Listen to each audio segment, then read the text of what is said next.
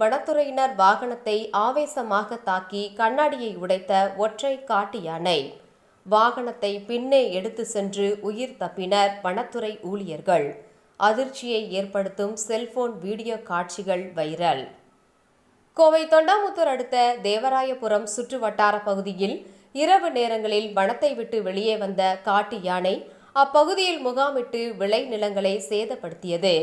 தகவல் அறிந்து வந்த போல்வாம்பட்டி வனத்துறையினர் காட்டு யானையை கண்காணித்து அதிகாலையில் அடர்ந்த வனப்பகுதிக்குள் விரட்டும் பணியில் ஈடுபட்டிருந்தனர். இந்நிலையில் தேவராயபுரம் மகாலட்சுமி கோவிலுக்கு செல்லும் ஒத்தையடி பாதை வழியாக ஜீப்பில் காட்டு யானையை விரட்டி கொண்டு சென்றுள்ளனர். ஒரு கட்டத்தில் காட்டு யானை நின்று வனத்துறையினரின் வாகனத்தை பார்த்து ஆவேசமாக ஓடி வந்து இடித்து தள்ளியது. அதில் வண்டியின் முன் கண்ணாடி உடைந்து சிதைந்தது. சுதாகரித்துக் கொண்ட வனத்துறையினர் வாகனத்தை பின்னே எடுத்து சென்று உயிர் தப்பினர்.